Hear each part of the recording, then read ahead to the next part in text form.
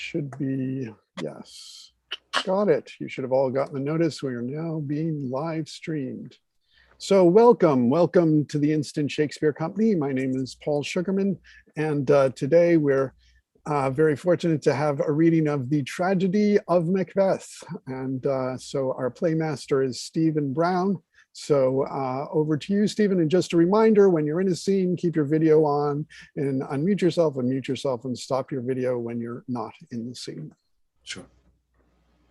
Good afternoon, gentlemen, and it is all gentlemen because I have opted to do this reading all male. The reason for that is because what I wanted to do was to thank Oscar Gray, who is our Malcolm today, who has actually been with Instant Shakespeare from Cork in Ireland for the past 18 months and has sort of stepped in to do things. And I just realized we are missing Angus, are we not? Angus, are you there? Okay, so at this point, I will actually read in for Duncan as it stands at the moment.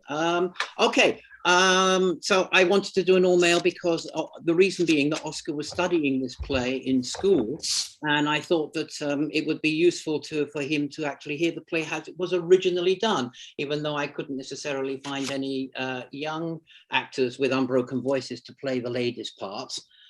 So I went to the next best thing, which is why we're doing it like this. I would like the play, please, play it theatrically. It was Joel Cohen in the New York Times calls it a horror play, for when he was starting to direct the movie. And on a certain level it is. So it needs to move with a certain amount of speed and a certain amount of drama, and that's what I'm looking for here. I would actually like to thank Colin McIsaac, who is joining us for the first time, as well as Lady Macduff at the last minute. I would also like to welcome him, and also Bill Jacobs, who is also doing his first reading today. And thank you all, gentlemen, for agreeing to do it. And I'll see you all. Well, I'll see you on the set if I'm going to be playing Duncan as well. So, gentlemen, when you're ready. Actually, I think Angus is here. There was a message on chat. Yes, I'm here. Oh, you're here, Angus. Okay, great. Okay. So, gentlemen, including Angus in joining us from London, I will see you all in about an hour and 3/4 time when the play is fit. So, gentlemen, thank you very much. If everybody would like to switch off their screens, and then we will begin.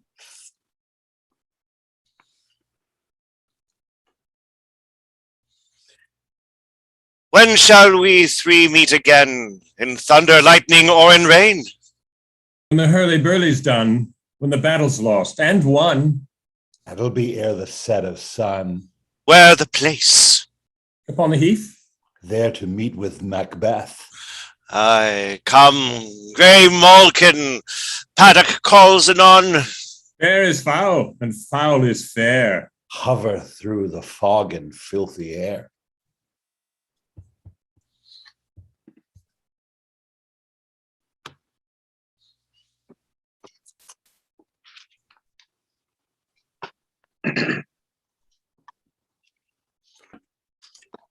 What bloody man is that? He can revolt as seemeth by his plight of the revolt to new estate. This is the sergeant who, like a good and hardy soldier, fought against my captivity. Hail, brave friend, say to the king the knowledge of the broil, as thou didst leave it. Doubtful it stood, as two spent swimmers that do cling together and choke their art. The merciless Macdonald, worthy to be a rebel, for to that multiplying villainies of nature do swarm upon him. From the western isles of kerns and gallow grosses is supplied, and fortune on his damned quarry smiling showed like a rebel's whore. But all's too weak, for brave Macbeth, well he deserves that name, disdaining fortune with his brandished steel, which smoked with bloody execution like valor's minion, carved out his passage till he faced the slave, which ne'er shook hands nor bade farewell to him, till he, unseen seened him from the nave to the chops, and fixed his head upon our battlements. Oh, valiant cousin, worthy gentleman. As whence the sun gins his reflection, ship-racking storms and direful thunders, so from that spring, whence comfort seemed to come, discomfort swells. Mark, King of Scotland, mark, no sooner justice had, with valor armed, compelled these skipping kerns to trust their heels, but the Norwegian lord, surveying vantage, with furbished arms and new supplies of men, began a fresh assault. Dismayed not this our captains Macbeth and Banquo. Yes, as sparrows, eagles, or the hare, the lion. If I say sooth, I must report they were as cannons overcharged with double cracks, so they doubly redoubled strokes upon the foe, except they meant to bathe in reeking wounds or memorize another Golgotha, I cannot tell. But I am faint. My gashes cry for help. So well thy words become thee as thy wounds, a smack of honour both. Get him to surgeon. Who comes here? The worthy Thane of Ross. What a haste looks up through his eyes. So should he look, that seems to speak things strange. God save the Queen, the King. Whence camest thou, worthy Thane? From Fife, great King, where the Norwegian banners flout the sky and fan our people cold. Norway himself, with terrible numbers, assisted by that most disloyal traitor, the Thane of Cawdor, began a dismal conflict, till that Belenor's bridegroom, lapped in proof, confronted him with self-comparisons, point against point, rebellious arm against arm, curbing his lavish spirit. And to conclude, the victory fell on us. Great happiness. But now Sweno, the Norwegians' king, craves composition, nor would we deign him burial of his men till he dispersed at St. Colm's Inch $10,000 to our general use. No more that Thane of Cawdor shall deceive our bosom interest. Go pronounce his present death, and with his former title greet Macbeth. I'll see it done. What he hath lost, noble Macbeth hath won. Where hast thou been, sister? Killing swine. Sister, where thou? A sailor's wife had chestnuts in her lap, and munched, and munched, and munched. Give me, quoth I, anoint thee, which the rump-fed Runyon cries, her husband's to Aleppo gone, master the tiger, but in a sieve I'll thither sail, and like a rat without a tail, I'll do. I'll give thee a wind. Thou art kind. And I another. I myself have all the other, and the very ports they blow, all the quarters that they know, ere the shipman's card. I'll drain him dry as hay. Sleep shall neither night or day hang upon his penthouse lid. He shall live, a man forbid. Weary of nights 9 times 9 shall he dwindle, peak, and pine. Though his bark cannot be lost, yet it shall be tempests tossed. Look what I have. Show me, show me. Here I have a pilot's thumb, racked as homeward he did come. A drum, a drum.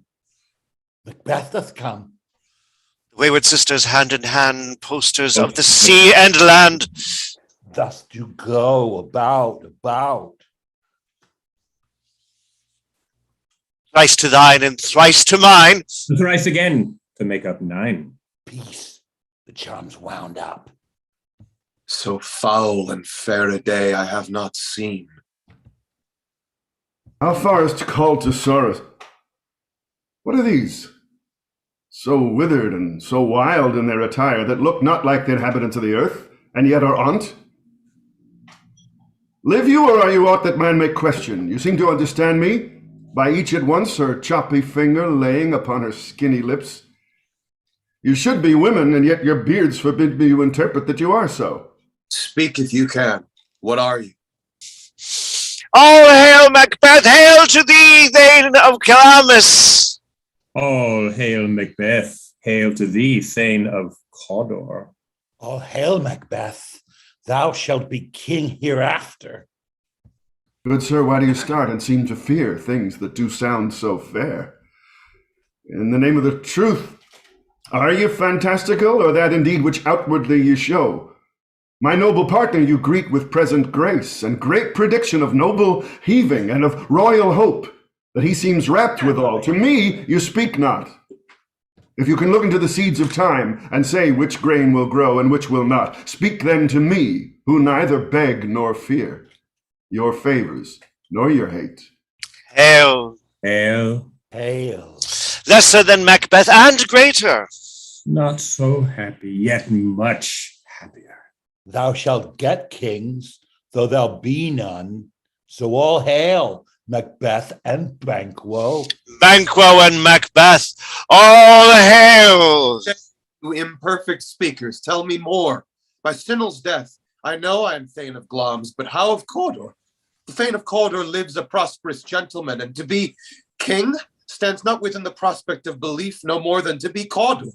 Say from whence you owe this strange intelligence, or why upon this blasted heath you stop our way with such prophetic greeting. Speak, I charge you. The earth hath bubbles, as the water has, and these are of them. Whither are they vanished? Into the air, and what seemed corporal melted as breath into the wind. Would they had stayed? Were such things here as we do speak about? Or have we eaten on the insane root that takes the reason prisoner? Your children shall be kings. You shall be king. And Thane of Cawdor, too, went it not so? The self-same tune and words. Who's here? The king hath happily received, Macbeth, the news of thy success. And when he reads thy personal venture in the rebel's sight, his wonders and his praises do contend which should be thine or his. Silenced with that, in viewing of the rest of the self-same day, he finds thee in the stout Norwegian ranks, nothing afeard of what thyself didst make, strange images of death. As thick as tale came post to post, and every one did bear thy praises in his kingdom's great defense, and powered them down before him.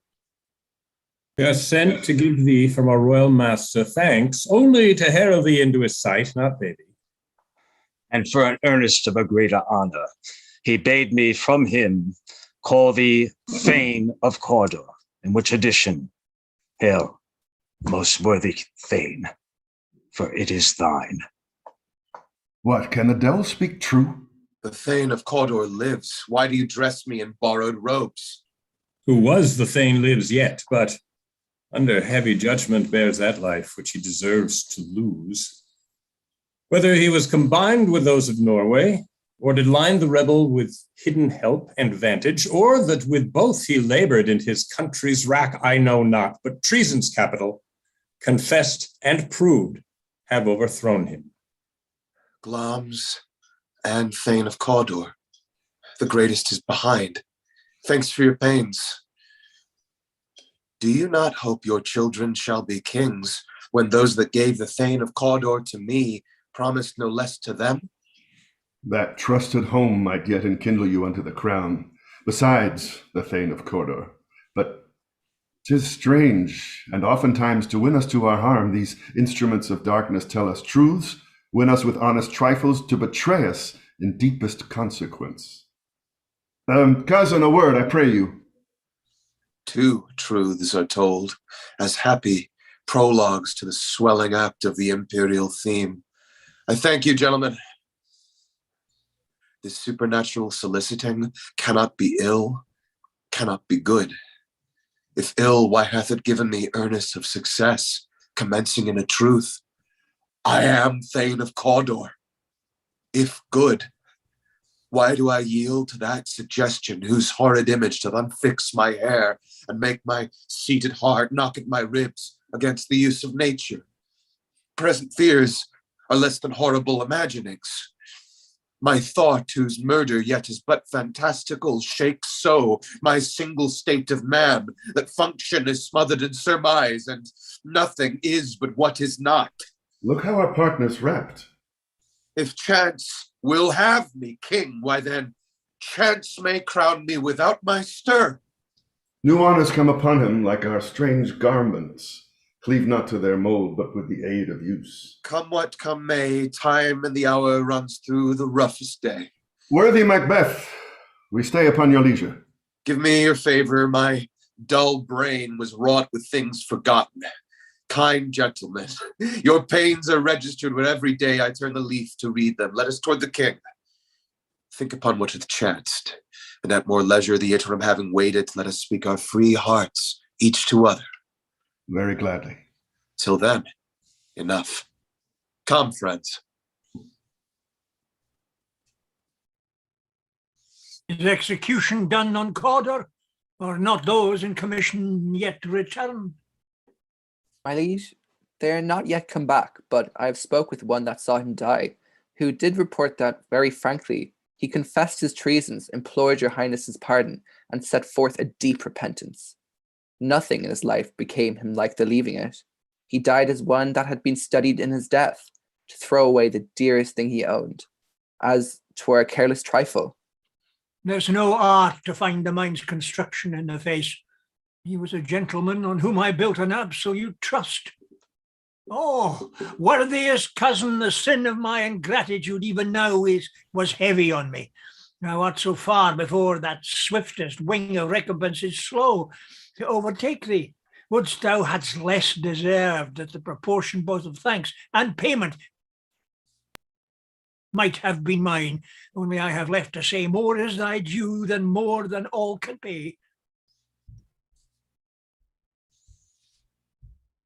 The service and the loyalty I owe and doing it pays itself. Your highness' part is to receive our duties, and our duties are to your throne and state, children and servants, which do but what they should by doing everything safe toward your love and honor. Welcome hither. I have begun to plant thee and will labour to make thee full growing. Noble Banquo, thou hast no less deserved, nor must be known no less to have done so. Let me enfold thee and hold thee to my heart. There, if I grow, the harvest is your own. My plenteous joys, wanton in fullness, seek to hide themselves in drops of sorrow. Sons, kinsmen, thanes, and you whose places are the nearest, know we will establish our estate upon our eldest Malcolm, whom we name hereafter the Prince of Cumberland, which honour must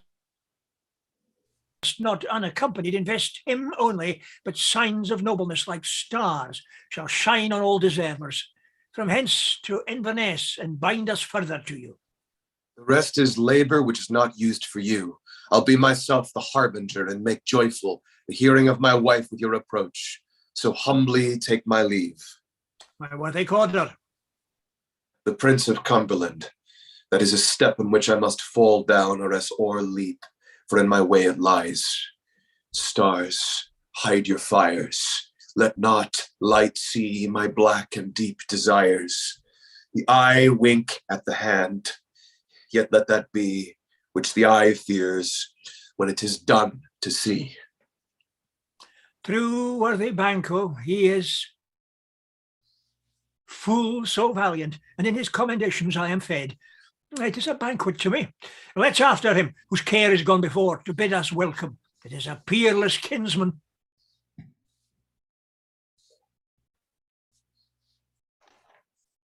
They met me in the day of success, and I have learned by the perfectest report they have more in them than mortal knowledge. When I burnt in desire to question them further, they made themselves air into which they vanished. Whilst I stood wrapped in the wonder of it, came missives from the king, who all held me Thane of Cawdor. By which title before these wayward sisters saluted me and referred me to the coming on of time with "Hail, King that shall be." This have I thought good to deliver thee, my dearest partner of greatness, that thou mightst not lose the dues of rejoicing by being ignorant of what greatness is promised thee, lay it to thy heart and farewell. Glamis thou art, and Cawdor, and shalt be what thou art promised, yet do I fear thy nature. 'Tis full of the milk of hue and kindness to catch the nearest way. That thou wouldst be great, art not without ambition, but without the illness should attend it. What thou wouldst highly, thou wouldst holily. Wouldst not play false, and yet wouldst wrongly win. Thou'dst have great Glamis, that which cries, thus thou must do if thou have it, and that which rather thou dost fear to do than wishes should be undone. Hie thee hither, that I may pour my spirits into thine ear, and chastise with the valor of my tongue all that impedes thee from the golden round which fate and metaphysical aid doth seem to have thee crowned withal. What is your tidings? The king comes here tonight. Thou art mad to say it. Is not thy master with him? Who, were it so, would have informed for preparation. So please you, it is true, our Thane is coming. One of my fellows had the speed of him, who almost dead for breath had scarcely more than would make up his message. Give him tending, he brings great news. The raven himself is hoarse that croaks the fatal entrance of Duncan under my battlements. Come, you spirits that tend on mortal thoughts, unsex me here, and fill me from the crown to toe top full of direst cruelty. Make thick my blood, stop up the access and passage to remorse, that no compunctious visitings of nature shall fell purpose, nor keep peace between the effect and hit. Come to my woman's breast and take my milk for gall, you murdering ministers, wherever in your sightless substances you wait on nature's mischief. Come, thick night, and pall thee in the dunnest smoke of hell, that my keen knife see not the wound it makes, nor heaven peep through the blankets of the dark to cry, hold, hold. Great Glamis, worthy Cawdor, greater than both by the all hail hereafter, thy letters have transported me beyond this ignorant present, and I feel now the future in the instant. My dearest love, Duncan comes here tonight. And when goes hence? Tomorrow, as he purposes. Oh, never. Shall sun that morrow see?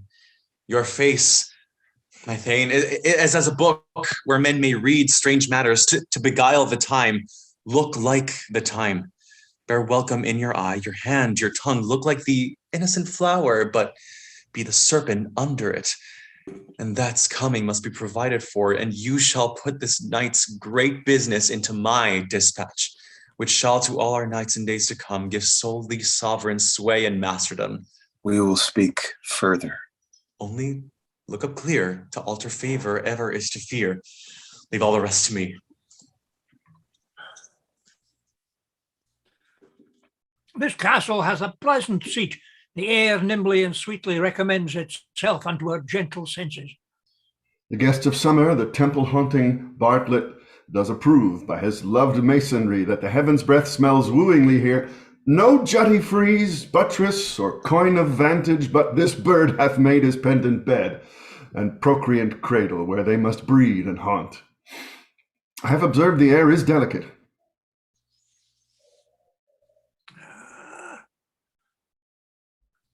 God, lost place. See, our honoured hostess.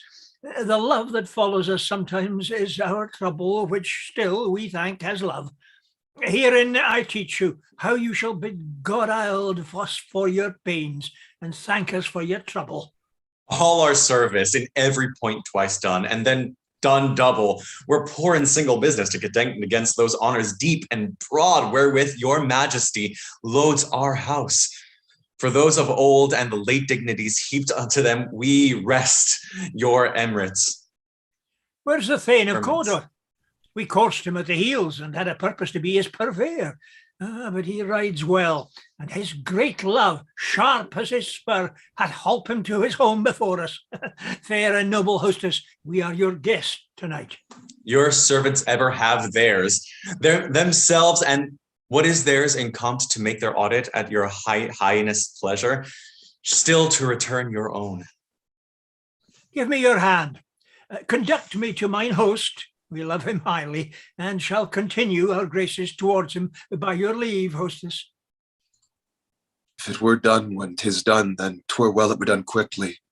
If the assassination could tremble up the consequence, and catch with his surcease success, that but this blow might be the be-all and the end-all. Here, but here, upon this bank and shoal of time, will jump the life to come. But in these cases, we still have judgment here, that we but teach bloody instructions, which being taught return to plague the inventor. This even-handed justice commends the ingredients of our poison chalice to our own lips. He's here in double trust, first as I am his kinsman and his subject, strong both against the deed, that as his host, who should against his murderer shut the door, not bear the knife myself. Besides, this Duncan hath borne his faculties so meek, hath been so clear in his great office, that his virtues will plead like angels, trumpet-tongued against the deep damnation of his taking off, and pity, like a naked newborn babe, striding the blast. Or heaven's cherubim, horsed upon the sightless couriers of the air, shall blow the horrid deed in every eye, that tears shall drown the wind. I have no spur to prick the sides of my intent, but only vaulting ambition, which o'erleaps itself and falls on the other. How now? What news? He has almost sought. Why have you left to the chamber? Hath he asked for me? Know you not he has? We will proceed no further in this business. He hath honored me of late, and I have bought golden opinions from all sorts of people, which would be worn now in their newest gloss, not cast aside so soon. Was the hope drunk, wherein you dressed yourself? Hath it slept since? And wasted now to look so green and pale at what it did so freely? From this time, such I account thy love. Art thou afeard to be the same in thine own act and valor as thou art in desire? Wouldst thou have that which thou esteems the ornament of life, and live a coward in thine own esteem, letting I dare not wait upon I would, like the poor cat in the adage? Prithee, peace. I dare do all that may become a man. Who dares do more is none. What beast was it then that made you break this enterprise to me? When you durst do it, then you were a man. And to be more than what you were, you would be so much more the man. Nor time nor place did then adhere, and yet you would make both. They have made themselves, and have their fitness now does unmake you. I have given suck, and know how tender 'tis to love the babe that milks me. I would, while it was smiling in my face, have plucked my nipples from his boneless gums and dashed the brains out had I so sworn as you have done to this. If we should fail. We fail! But screw your courage to the sticking place and will not fail. When Duncan is asleep, whereto the rather shall this day's hard journey soundly invite him, his two chamberlains will I with wine and wassail so convince that memory, the warder of the brain, shall be a fume, and the receipt of reason a limbeck only. When in swinish sleep their drenched natures lie as in death, what cannot you and I perform upon the unguarded Duncan? What not put upon his spongy officers, who shall bear the guilt of our great quell? Bring forth men, children only, for thy undaunted mettle should compose nothing but males. Will it not be received when we have marked with blood those sleepy two of his own chamber, and used their very daggers, that they have done it? Who dares receive it other? As we shall make our griefs and clamor roar upon his death. I'm settled, and bend up each corporal agent to this horrible feat. Away, and mock the time with fairest show. False face must hide what the false heart doth know. How goes the night, boy? The moon is down. I have not heard the clock. And she goes down at 12. I take it 'tis later, sir. Hold, take my sword. There's husbandry in heaven. Their candles are all out. And take thee that too. A heavy summons lies like lead upon me, and yet I would not sleep. Merciful powers, restrain in me the cursed thoughts that nature gives way to in repose. Give me my sword. Who's there? A friend. What, sir? Not at rest? The king's abed. He hath been an unusual pleasure, and sent forth great largesse to your offices. This diamond he greets your wife withal, by the name of the most kind hostess, and shut up in measureless content. Being unprepared, our will became the servant to defect, which else should free have wrought. All's well. I did dream last night of the three wayward sisters. To you, they've shown some truth. I think not of them. Yet, when we can entreat an hour to serve, we would spend it in some words upon that business, if you would grant the time. At your kindest leisure. If you shall cleave to my consent, when 'tis, it shall make honor for you. So I lose none in seeking to augment it, but still keep my bosom franchised and allegiance clear. I shall be counseled. Good repose the while. Thanks, sir. The like to you. Go bid thy mistress, when my drink is ready, she strike upon the bell. Get thee to bed. Is this a dagger which I see before me? A handle toward my hand? Come, let me clutch thee.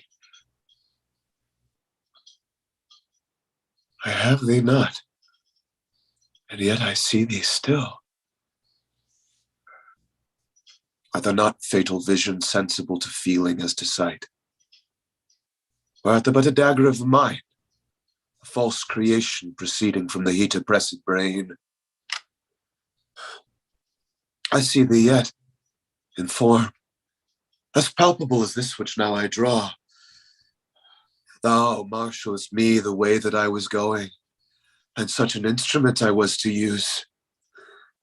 Mine eyes are made the fools of the other senses, or else worth all the rest. I see thee still, and thy blade and dudgeon, gouts of blood, which was not so before. There's no such thing. It is the bloody business which informs thus to mine eyes. Now o'er the one half world, nature seems dead, and wicked dreams abuse the curtained sleep. Witchcraft celebrates pale Hecate's offerings and withered murder.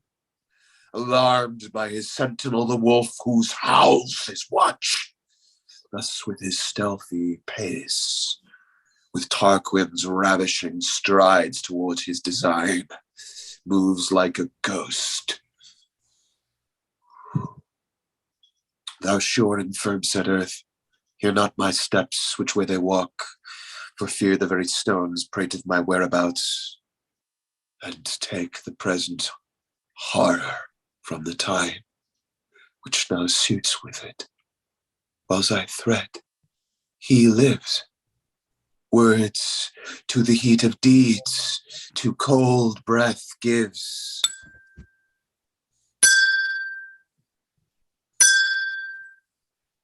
I go. The bell. Me. Hear it not, Duncan, for it is a knell that summons thee to heaven or to hell. That which hath made them drunk hath made me bold. What hath quenched them hath given me fire. Hark, peace. It was the owl that shrieked, the fatal bellman, which gives the sterned good night. He is about it. The doors are open, and the surfeit grooms do mock their charge with snores. I have drugged their posits, that death and nature do contend about them, whether they live or die. Who's there? What ho? Alack, I am afraid that they have wakened, and 'tis not done.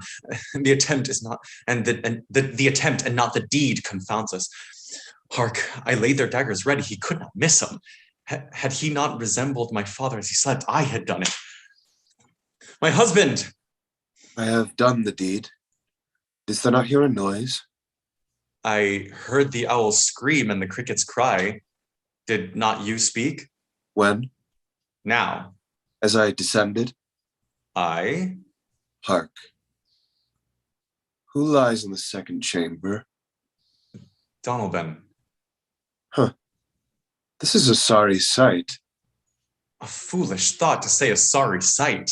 One did laugh in sleep, and one cried murder, and they did wake each other. I stood and heard them, but they did say their prayers and addressed them again to sleep. There are two lodged together. One cried, God bless us, and amen the other, as they had seen me with these hangmen's hands listing their fear. I could not say amen when they did say God bless us. Consider it not so deeply. But wherefore could I not pronounce amen? I had most need of blessing, and amen stuck in my throat. These deeds must not be thought after these ways, so it will make us mad. Well, methought I heard a voice cry, sleep no more. Macbeth doth murder sleep, the innocent sleep, sleep that knits up the raveled sleeve of care, the death of each day's life, sore labor's bath, balm of hurt minds, great nature's second course, chief nourisher in life's feast. What do you mean? Still it cried, sleep no more, to all the house. Glamis hath murdered sleep, and therefore Calder shall sleep no more. Macbeth shall sleep no more. Who was it that thus cried? Why, worthy Thane, you do unbend your noble strength to think so brainsickly of things. Go get some water and wash this filthy witness from your hand. Why did you bring these daggers from the place? They must lie there. Go, carry them, and smear the sleepy grooms with blood. Go no more. I'm afraid to think what I have done. Look on't again, I dare not. Infirm of purpose. Give me the daggers. The sleeping and the dead are but as pictures. 'Tis the eye of childhood that fears a painted devil. If he do bleed, I'll gild the faces of the grooms withal, for it must seem their guilt. What is that knocking? How is't with me when every noise appalls me? What hands are here? Ha, ha, ha! They pluck out mine eyes. Will all great Neptune's ocean wash this blood clean from my hand? No, this my hand will rather the multitudinous seas incarnadine, making the green one red. My hands are of your color, but I shame to wear a heart so white. I hear a knocking at the south entry. Retire we to our chamber. A little water clears us of this deed. How easy is it then? Your constancy hath left you unattended. Hark, more knocking. Get on your nightgown, lest occasion call us and show us to be watchers. Be not lost so poorly in your thoughts. To know my deed, 'twere best not know myself. Wake Duncan with thy knocking, I would thou couldst.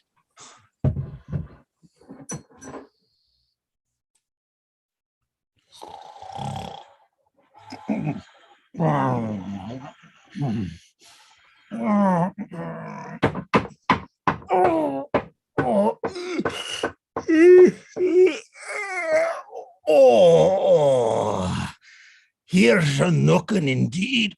Oh, if a man were porter of Hellgate, he should have all turned the key. Knock, knock, knock. Who's there in the name of Beelzebub? Here is a farmer that hanged himself upon the expectation of plenty. Oh, come in time. Have napkins enow about you. Here your sweat for it. Knock, knock. Who's there in the other devil's name? Oh, faith. Here is an equivocator that could swear in both the scales against either scale, who committed treason enough for God's sake, yet could not equivocate to heaven. Oh, come in, equivocator. Oh, knock, knock. Who's there? Oh, faith! Ha! Here is an English tailor come hither for stealing out of a French hose. Oh, come in, tailor. Here you may roast your goose. Oh, knock, knock, never a quiet. What are you? Oh, but this place is too cold for hell. I'll devil porter it no further. I had thought to let in some of all professions that go the primrose way to the everlasting bonfire. None!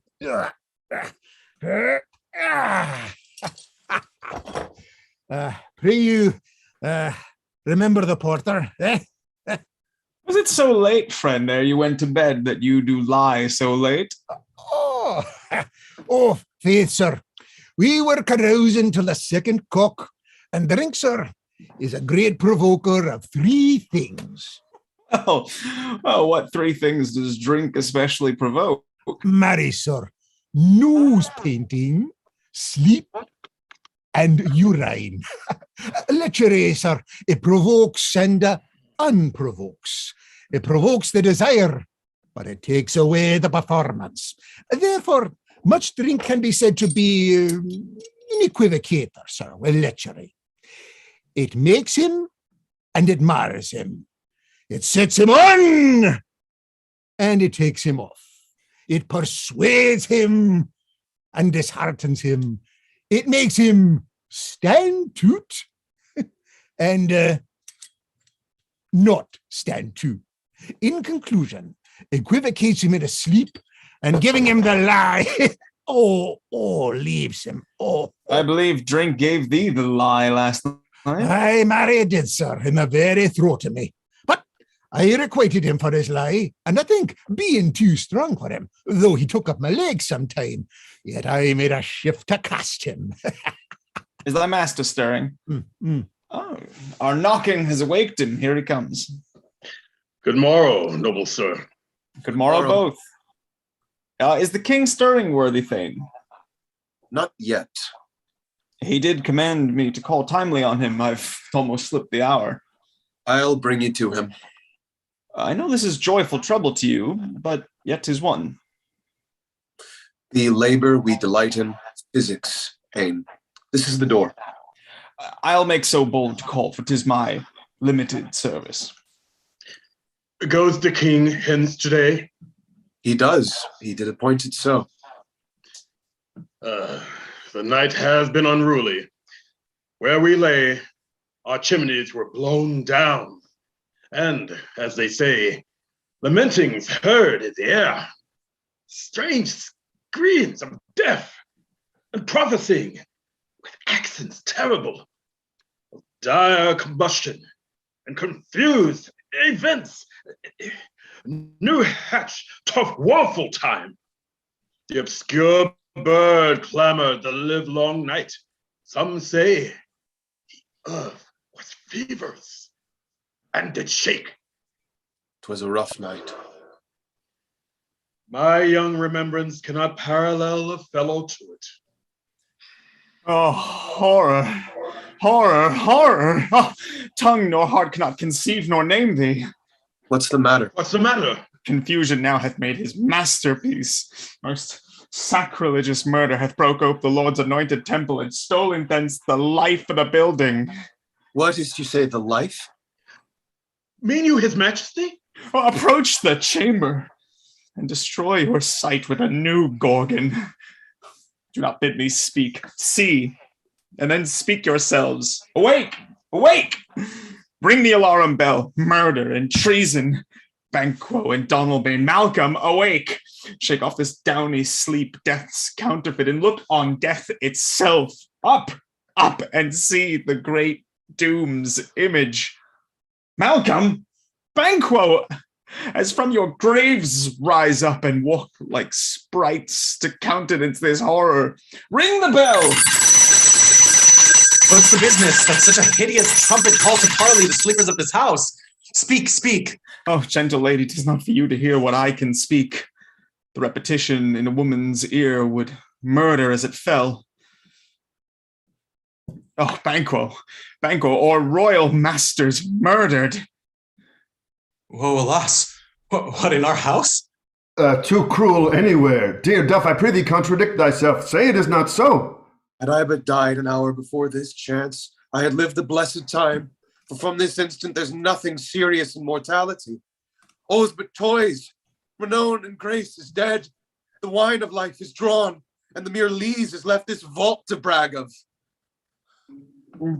What is amiss? You are, and do not know it.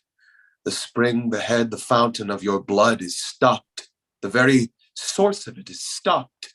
Your royal father's murdered. Oh, by whom? Those of his chamber, as it seemed, had done it. Their hands and faces were all badged with blood. So were their daggers, which, unwiped, we found upon their pillows. They stared and were distracted. No man's life was to be trusted with them. Oh, yet I do repent me of my fury that I did kill them. Wherefore did you so? Who could be wise, amazed, temperate, and furious, loyal and neutral in a moment? No man! The expedition of my violent love outran the pause of reason. Here lay Duncan, his silver skin laced with his golden blood, and gashed stabs. Looks like a breach in nature for ruin's wasteful entrance. There the murderers, steeped in the colors of their trade, their daggers all unmannerly breached with gore. Who could refrain that had a heart to love, and in that heart, courage to make love known? Help me hence, ho! Look to the lady. Why do we hold our tongues? The most may claim this argument is for ours. Should be spoken here, where our fate hidden on our gur hole may rush and seize us? Let's away. Our tears are not yet brewed. Nor our strong sorrow upon our foot of motion. Look to the lady, and when we have our naked frailties hid that suffer in exposure, let us meet and question this most bloody piece of work to know it further. Fears and scruples shake us. In the great hand of God I stand, and thence against the undivulged presence I fight of treasonous malice. And so do I. So all. Let's briefly put on manly readiness and meet in the hall together. Well contented. What will you do? Let's not consort with them, to show an unfelt sorrow as an office in which false man does easy. I'll to England. To Ireland, I. Our separated fortune shall keep us both the safer. Where we are, there's daggers in men's smiles, the near in blood, and the nearer bloody. This murderous shaft that's shot hath not yet lighted, and our safest way is to avoid the aim. Therefore to horse, and let's not be dainty of leave taking, but swift away. There's a warrant in that theft, which steals itself, and there's no mercy left. Yeah.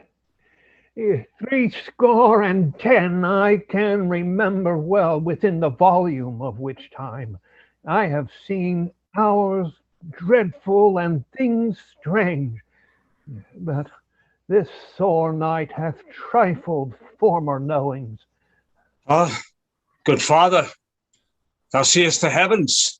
This troubles with man's act threatens his bloody stage.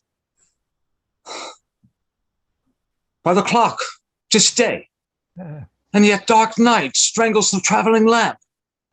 Is it night's predominance or the day's shame that darkness doth efface of earth and tomb, when living light should kiss it? It is unnatural, even like the deed that's done. On Tuesday last, a falcon towering in her pride of place was by a mousing owl hawked at, and Duncan's horses, a thing most strange and certain. furious and swift, the minions of the race, turned wild in nature, broke their stalls, flung out, contending against obedience as they would make war with mankind. 'Tis said they eat each other. They did so, to the amazement of mine eyes that looked upon it. Here comes the good Macduff. How goes the world, sir, now? I see you not. Is it known who did this most bloody deed? Those that Macbeth hath slain. Alas, the day. What could they pretend? They were suborned. Malcolm and Donalbain, the king's two sons, are stolen away and fled, which puts upon them suspicion of the deed. It's nature still, thriftless ambition that will raven up thine own lives means. Then it's most likely the sovereignty will fall upon Macbeth. He is already named and gone to Scone to be invested. Where's Duncan's body? Carried to Colmkill, the sacred storehouse of his predecessors and guardian of their bones. Were you to Scone? No, cousin Al to Fife. I will thither. Well, make you see things well done there. Adieu. At least our old robes sit easier than our new. Farewell, father. God's benison go with you, and with those that would make good of bad and friends of foes.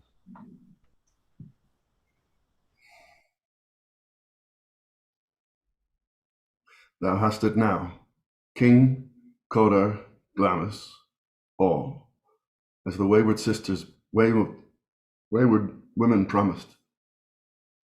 And I fear thou playedst most foully for it. Yet it was said it should not stand in thy posterity, but that myself should be the root and father of many kings.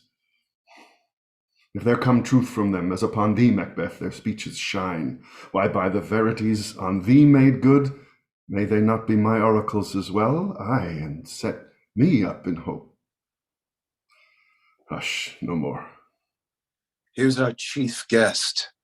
If he had been forgotten, it had been as a gap in our great feast, and all thing unbecoming. Tonight we hold a solemn supper, sir, and I'll request your presence. Let your highness command upon me, to the which my duties are with a most indissoluble tie forever knit. Ride you this afternoon? Aye, my good lord. We should have else desired your good advice, which still hath been both grave and prosperous in this day's council. But we'll take tomorrow. Is't far you ride? As far, my lord, as will fill up the time twixt this and supper. Go not my horse the better, I must become a borrower of the night for a dark hour or twain. Fail not our feast. My lord, I will not. We hear our bloody cousins are bestowed in England and Ireland, not confessing their cruel parricide, filling their hearers with strange invention.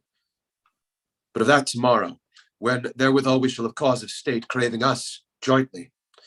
Hide a horse, adieu till you return at night. Goes Fleance with you? Aye, my good lord, our time does call upon us. I wish your horses swift and sure of foot, and so I do commend you to their backs. Farewell. Let every man be master of his time till 7 at night to make society the sweeter welcome. We will keep ourselves till supper time alone. Well then, God be with you.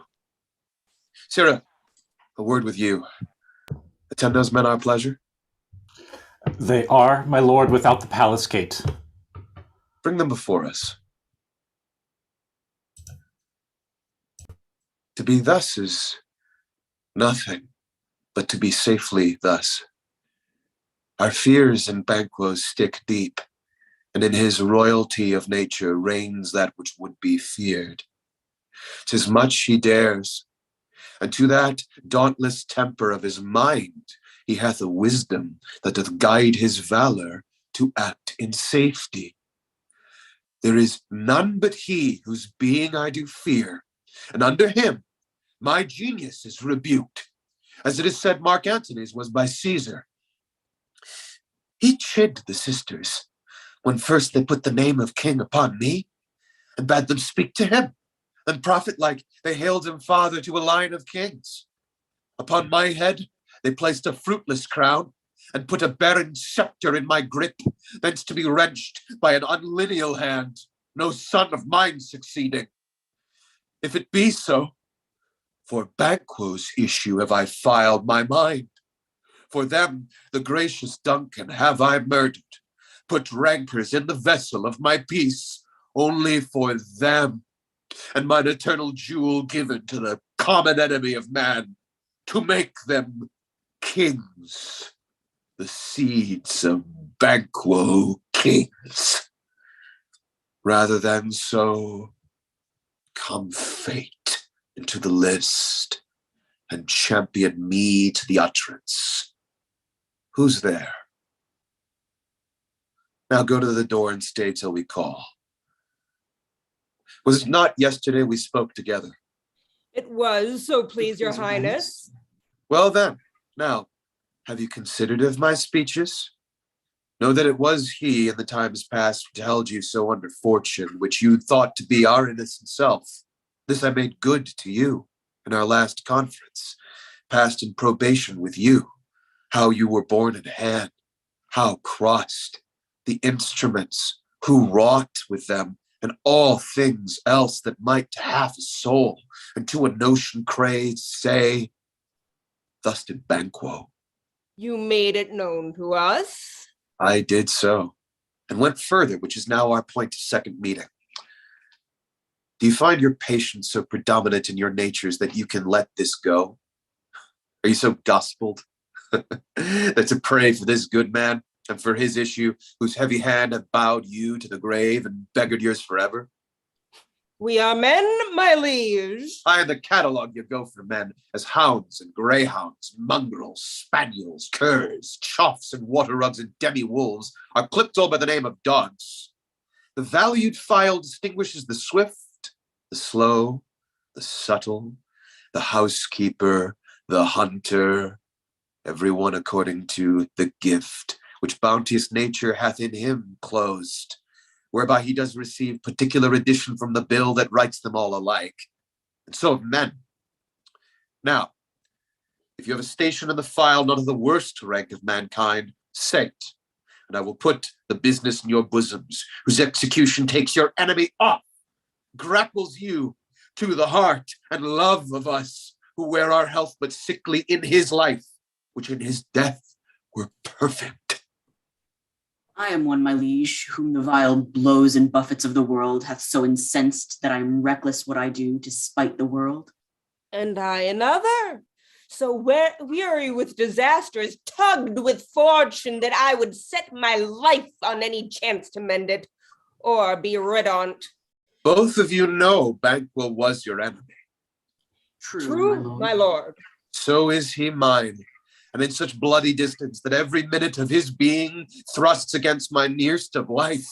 And though I could with barefaced power sweep him from my sight and bid my will avouch it, yet I must not, for certain friends that are both his and mine, whose loves I may not drop, but wail his fall, who I myself struck down. And thence it is that to you, I to your assistance do make love, masking this business from the common eye for sundry weighty reasons. We shall, my lord, perform what you command us. Though our lives do... Your spirits shine through you. Within this hour at most, I will advise you where to plant yourselves, acquaint you with the perfect spy of the time, for it must the moment on, for it must be done tonight, and something from the palace. Always thought that I required a clearness, and with him to leave no rubs nor botches in the work.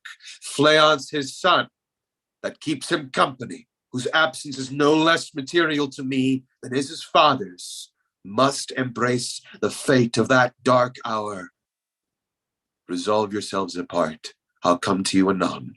We are resolved, my lord. I'll call upon you straight. Abide within. It is concluded. Banquo, thy soul's flight, if it find out heaven, must find it out tonight. Is Banquo gone from court? Aye, madam, but returns again tonight. Say to the king I would attend his leisure for a few words. Madam, I will.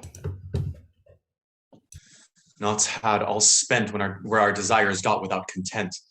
'Tis safer to be that which we destroy than by destruction dwell in doubtful joy. How now, my lord? Why do you keep alone? Of sorriest fancies your companions making, using those thoughts which should indeed have died with them they think on. Things without all remedy should be without regard. What's done is done. We have scorched the snake, not killed it. She'll close and be herself, whilst our poor Malice remains in danger of her former tooth. But let the frame of things disjoint, both the worlds suffer. Ere we will eat our meal in fear, ere and sleep in the affliction of these terrible dreams that shake us nightly, better be with the dead, whom we, to gain our peace, have sent to peace, than on the torture of the mind to lie in restless ecstasy. Duncan is in his grave, as after life's fitful fever he sleeps well. Treason has done his worst, nor steel, nor poison, malice domestic, foreign levy, nothing can touch him further. Come on, gentle, my lord. Sleek o'er your rugged looks. Be bright and jovial among your guests tonight. So shall I, love. And so I pray be you. Let your remembrance apply to Banquo. Present him eminence, both with eye and tongue. Unsafe the while that we must lave our honors in these flattering streams, and make our faces visits to our hearts, disguising what they are. You must leave this. Oh, full of scorpions is my mind, dear wife. Thou know'st that Banquo in his flayance lives. But in them nature's copies not etern. There's some comfort yet, they are assailable. Then be thou jockeyed, ere the bat hath flown his cloistered flight, ere to black Hecate summons the shard-born beetle with his drowsy hums, hath rung night's yawning peal, there shall be done a deed of dreadful note. What's to be done? Be innocent of the knowledge, dearest Chuck, till thou applaud the deed.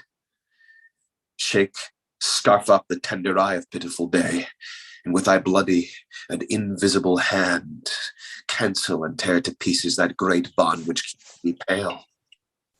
Light thickens, and the crow makes ring to the rooky wood. Good things of day begin to droop and drowse, whilst night's black agents to their praise do rouse.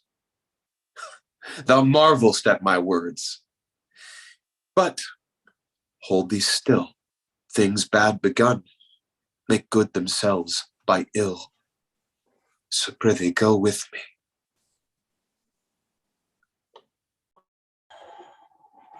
But who did bid thee join with us? Macbeth. He needs not our mistrust, since he delivers our offices and what we have to do to the direction just. Then stand with us. The west yet glimmers with some streaks of day. Now spurs the lated traveler apace to gain the timely inn, and near approaches the subject of our watch. Hark! I hear horses. Give us a light there, oh! The rest that are within the note of expectation already are at the court. His horses go about. Almost a mile, but he does usually. So all men do that from hence to palace gate make it their walk. A light. 'Tis he. Stand toot. It will be rain tonight. Let it come down. Ah! Treachery! Fly! Fly, Flayance! Fly! Fly, thou mayst revenge! Oh, slave! Who did strike at the light? Wast not the way? There's but one down. The sun is fled. We have lost best half of our affair. Well, let's away and say how much is done. You know your own degrees. Sit down. At first and last, the hearty welcome. Thanks to your majesty. Your majesty.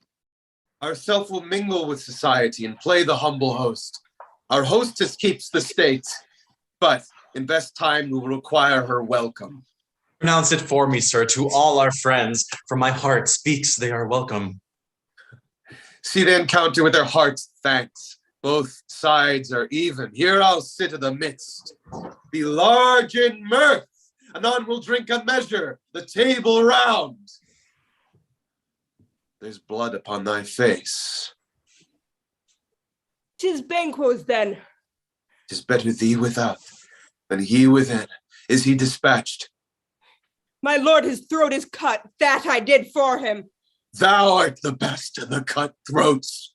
Yet he's good that did the like for Fleance. If thou didst it, thou art the nonpareil. Most royal sir, Fleance escaped. Then comes my fit again. I had else been perfect, whole as the marble, founded as the rock, as broad and general as the casing air, but now I'm cabined, cribbed, confined, bound into saucy doubts and fears. But Banquo's safe.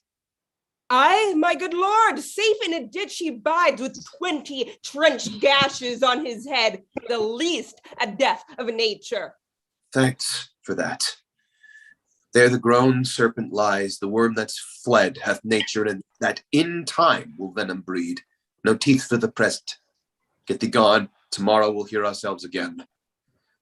My royal lord, you do not give the cheer. The feast is soul that is not often vouched while 'tis a making.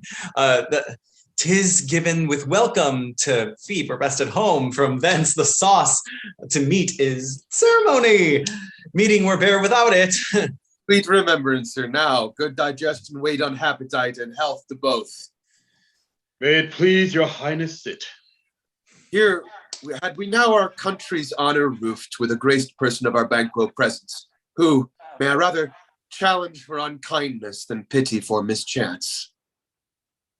His absence, sir, lays blame upon his promise. Please, your highness, to grace us with your royal company. The table's full. Here is a place reserved, sir.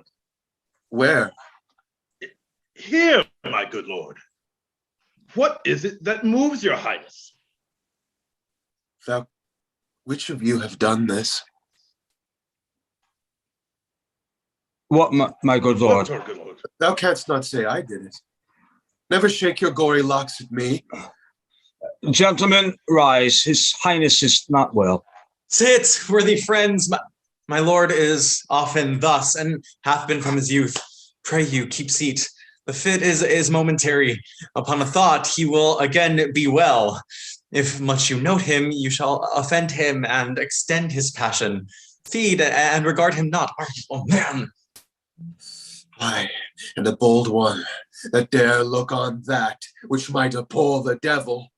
Oh, proper stuff. This is the very painting of your fear. This is the air-drawn dagger which you said led you to Duncan. Oh, these flaws and starts impostors to true fear would well become a woman's story at a winter's fire, authorized by her granddam. Shame itself. Why do you make such faces when all's done? You look but on a stool. Prithee, see there. Behold, look, lo, how say you? Why, what care I? If thou canst nod, speak too. If charnel houses and our graves must send those that we bury back, our monuments shall be the moors of kites. What, quite unmanned by folly? If I stand here, I saw him.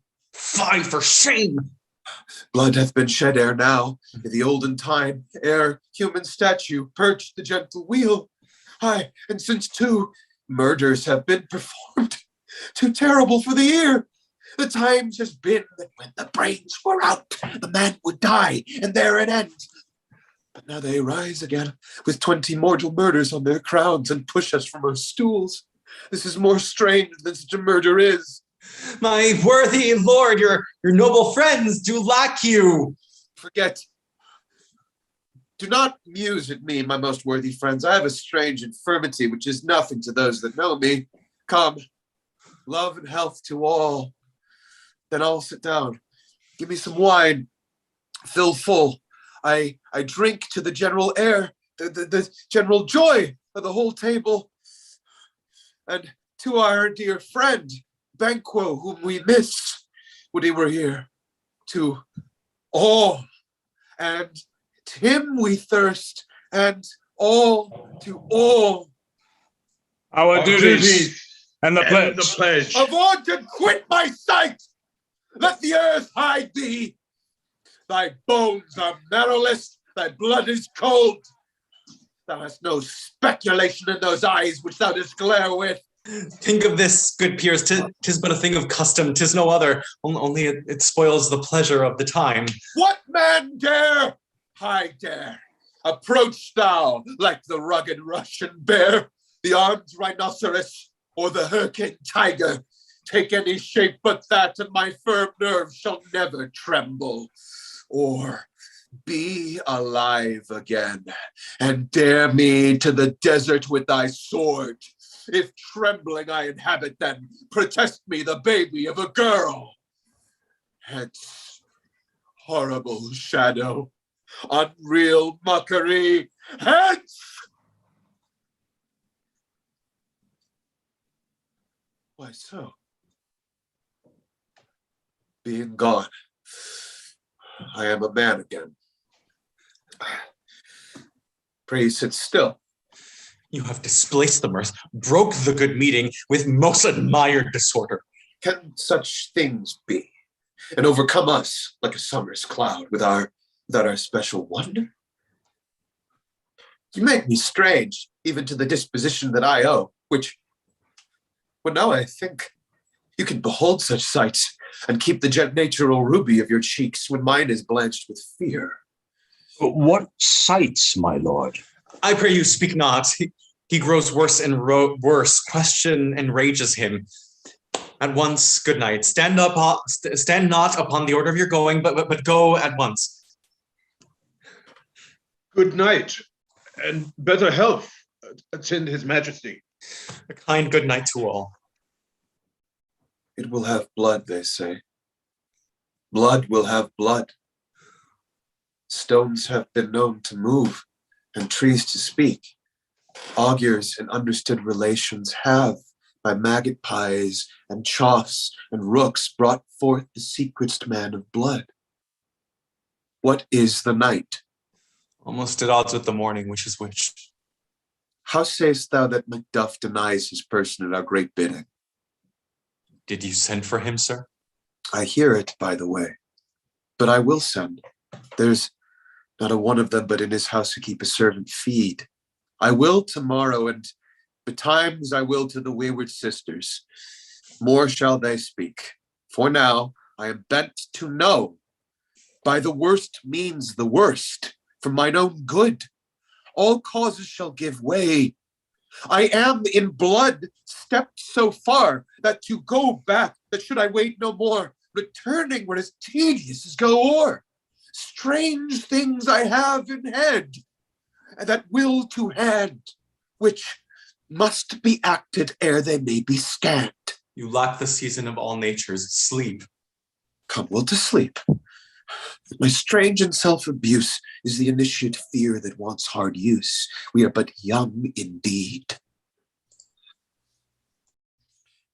Why, how now, Hecate? You look angrily. Have I not reason, beldams as you are, saucy and overbold? How did you dare to trade and traffic with Macbeth in riddles and affairs of death? And I, the mistress of your charms, the close contriver of all harms, was never called to bear my part or show the glory of our art. And which is worse, all you have done hath been but for a wayward son, spiteful and wrathful, who, as others do, loves for his own ends, not for you. But make amends now. Get you gone, and at the pit of Acheron meet me in the morning. Thither will he come, to know his destiny. Your vessels and your spells provide, your charms and everything beside. I am for the air. This night I'll spend unto a dismal and a fatal end. Great business must be wrought ere noon upon the corner of the moon. There hangs a vaporous drop profound. I'll catch it ere it come to ground, and that distilled by magic sleights shall raise such artificial sprites as by the strength of their illusion shall draw him on to his confusion. Ye shall spurn death, spurn fate, scorn death, and bear his hopes above wisdom, grace, and fear. And you all know security is mortal's chiefest enemy. Hark! I am called. My little spirit, see, sits in foggy cloud and stays for me. Come, Let's make haste. She'll soon be back again. My former speeches have but hit your thoughts, which can interpret further. Only I say, things have him strangely born. The gracious Duncan was pitted of Macbeth. Marry, he was dead.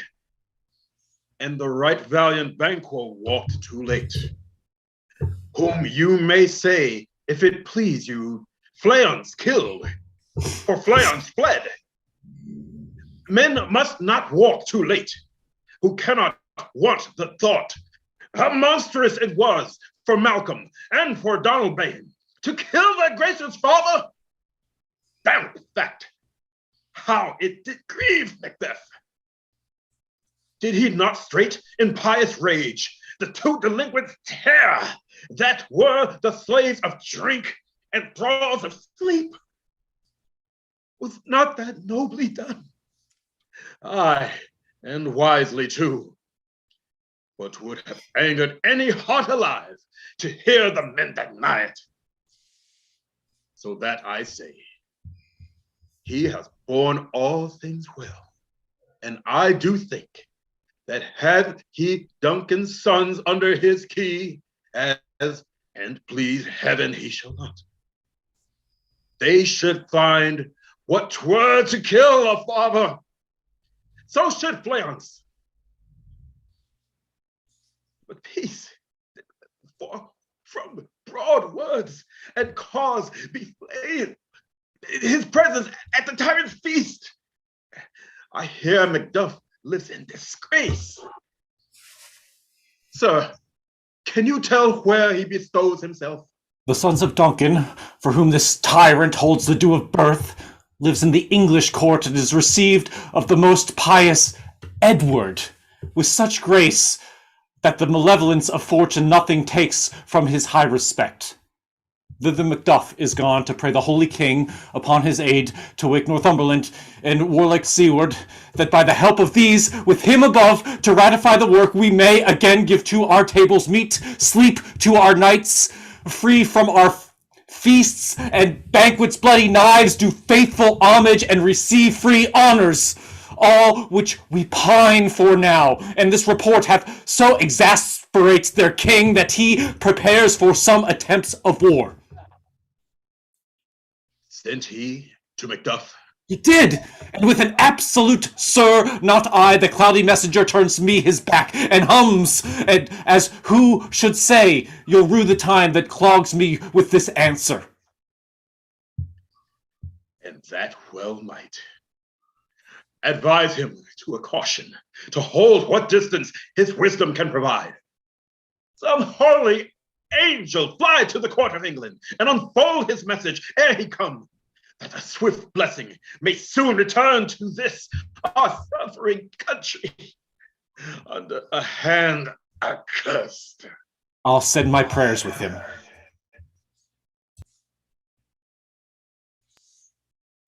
Thrice the brinded cat hath mewed. Thrice and once the hedge pig whined. Harpier cries, "'Tis time, 'tis time." Round about the cauldron go, in the poisoned entrails throw.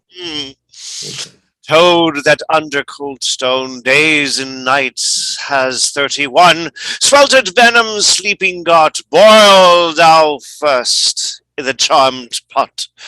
Double, double. Toil. Fire burn and cauldron bubble. Let every fenny snake in the cauldron boil and bake. Eye of newt and toe of frog, wool of bat, and tongue of frog, a tongue of dog. Oh. Adder's fork and blindworm's sting. Lizard's leg and howlet swing for a charm of powerful trouble, like a hell broth boil and bubble. Double, double. Toil and trouble. Fire burn and cauldron bubble. Scale of dragon, tooth of wolf, which is, mummy, maw and gulf of the raven's salt sea shark, heart of hemlock digged in the dark, liver of blaspheming Jew, gall of goat, slips of yew, silvered in the moon's eclipse, nose of Turk and Tartar's lips, finger of a birth-strangled babe, ditch delivered by a drab. Make the gruel thick and slab, add thereto a tiger's children for the ingredients of our cauldron. Double, double. Royal and trouble. Fire burn and cauldron bubble. Cool it with a baboon's blood. Then the charm is firm and good. Oh, well done. I commend your pains, and everyone shall share the gains. And now about the cauldron sing, like elves and fairies in a ring, enchanting all that you put in. By the pricking of my thumbs, something wicked this way comes. Open locks, whoever knocks. How now, you secret black and midnight hags? What is't you do? A deed without a name. I conjure you, by that which you profess, howe'er you come to know it, answer me. Though you untie the winds and let them fight against the churches, though the yeasty waves confound and swallow navigation up, though the bladed corn be lodged and trees blown down, though the castles topple on their warders' heads, though palaces and pyramids do slope their heads on their foundations, though the treasure of nature's germ tumble all together, even till destruction sicken, answer me to what I ask you. Speak. Demand. We'll answer. Say, if thou hadst rather hear it from our mothers, from ours rather hear from our mouths, or from our masters. Call him, let me see him. Power in sow's blood that hath eaten her 9 fowl, greases that sweaten from the murder's gibbet, throw into the flame. From high or low. Thyself and office deftly show. Tell me, thou unknown power. He knows thy thought. Hear his speech, but say thou not.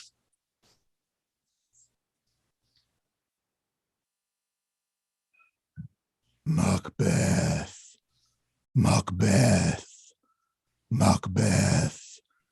Beware, Macduff. Beware the Thane of Fife. Dismiss me. Enough.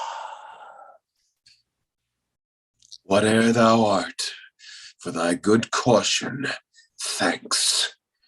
Thou hast harped my fear aright. But one word more. He will not be commanded. Here's another more potent than the first. Macbeth. Macbeth. Macbeth. Had I 3 ears, I'd hear thee. Be bloody, bold and resolute.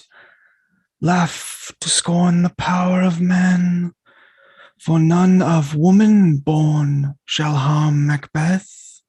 Then live, Macduff. What need I fear thee? Yet I'll make assurance doubly sure, and take a bond of fate. Thou shalt not live, that I may tell pale-hearted fear it lies, and sleep in spite of thunder. What is this that rises like the issue of a king, and wears upon his baby brow the round and top of sovereignty? Not to it. Listen, but speak not to it. Be line-mettled, proud, and take no care. Who chafes, who frets, or where conspirers are. Macbeth shall never vanquished be until great Birnam Wood, to high Dunsinane Hill, shall come against him. That will never be. Who can impress the forest? Bid the tree unfix his earthbound root. Sweet bodements, good, rebellious dead, rise never till the wood of Burnham rise, and our high-placed Macbeth shall live the lease of nature, pay his breath to time and mortal custom. Yet my heart throbs to know one thing. Tell me, if your art can tell so much, shall Banquo's issue ever reign in this kingdom? Seek to know no more. I will be satisfied. Deny me this, and an eternal curse fall on you. Let me know, why sinks the cauldron, and what noise is this? Show. Show. Oh. Show his eyes. And grieve his Come like heart. shadows, and so depart. Thou art too like the spirit of Banquo. Down! Thy crown does sear mine eyeballs, and thy hair, thou other gold-bound brow, is like the first. A third is like the former. Filthy hags! Why do you show me this? A fourth? Start eyes! What will the line stretch out to the crack of doom? Another yet? A seventh? Eighth appears? Who bears a glass which shows me many more? And some I see that twofold balls and treble scepters carry. Horrible sight! Now I see 'tis true, for the blood-boltered Banquo smiles upon me and points at them for this. What? Is this so? Aye, sir, all this is so, but why stands Macbeth thus amazedly? Come, sisters, cheer we up his sprites and show the best of our delights. I'll charm the air to give a sound while you perform your antique round, that this great king may kindly say our duties did his welcome pay. Where are they? Gone? Let this pernicious hour stand I accursed in the calendar. Come in without there. What's your grace's will? Saw you the wayward sisters? No, my lord. Came they not by you? No, indeed, my lord. Infected be the air whereon they ride, and damned all those that trust them. I did hear the galloping of horse. Who was't came by? 'Tis 2 or 3, my lord, that bring you word. Macduff is fled to England. Fled to England? Aye, my good lord. Time, thou anticipatest my dread exploits. Thy flighty purpose never is o'ertook unless the deed go with it. From this moment, the very firstlings of my heart shall be the firstlings of my hand. And even now, to crown my thoughts with act, be it thought and done. The castle of Macduff I will surprise, seize upon Fife, give to the edge of the sword his wife, his babes, and all the unfortunate souls that trace him in his line. No boasting like a fool, the deed I'll do before the purpose cool, but no more sight. Where are these gentlemen? Come, bring me where they are. What had he done to make him fly the land? You must have patience, madam. He had none. His flight was madness. When our actions do not, our fears do make us traitors. You know not whether it was his wisdom or his fear. Wisdom? To leave his wife, his babes, his mansion, his titles in a place from whence himself does fly.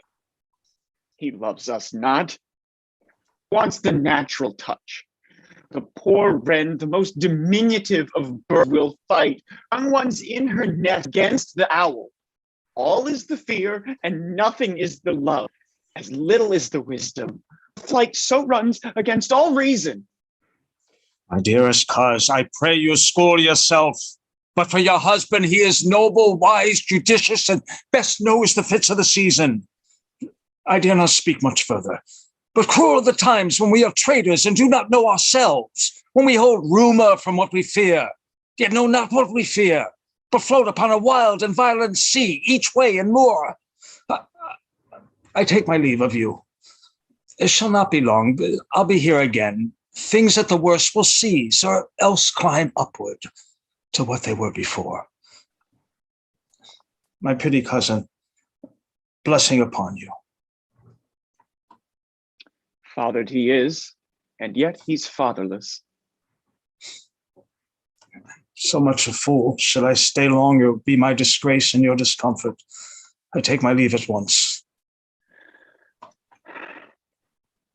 So, your father's dead. And what will you do now? How will you live? As birds do, mother. What, with worms and flies? With what I get, I mean, and so do they. Poor bird. Thou'dst never fear the net, nor lime, the pitfall, nor the gin. Why should I, mother? Poor birds they are not set for. My father is not dead for all you're saying. Yes, he is dead. How wilt thou do for a father? Nay, how will you do for a husband? I could buy me 20 at any market. Then you'll buy him to sell again. Thou speakst with all thy wit, and yet in faith with wit enough for thee. Was my father a traitor, mother? Aye, that he was. What is a traitor? Why, one that swears and lies. And be all traitors that do so? And be every one that does so is a traitor, and must be hanged.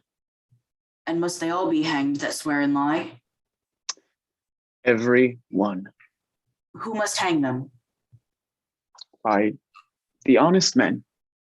Then the liars and swearers are fools, for there are liars and swearers enow to beat the honest men and hang up them. God help thee, poor monkey. But how wilt thou do for a father? If he were dead, you'd weep for him. If you would not, it were a good sign that I should quickly have a new father. Poor prattler, how thou talkest. Bless you, fair dame, I am not to you known, though in your state of honor I am perfect.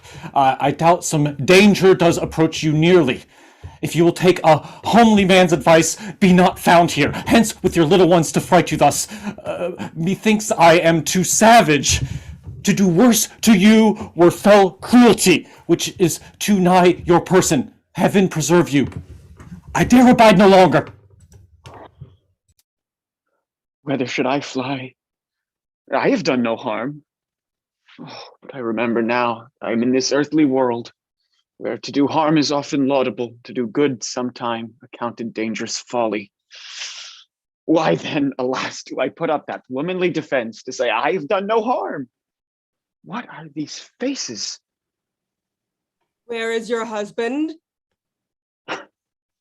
I hope in no place so unsanctified, where such as thou mayst find him. He's a traitor. Thou liest, thou shag-eared villain. What, you egg, young fry of treachery? He has killed me, mother. Run away, I pray you.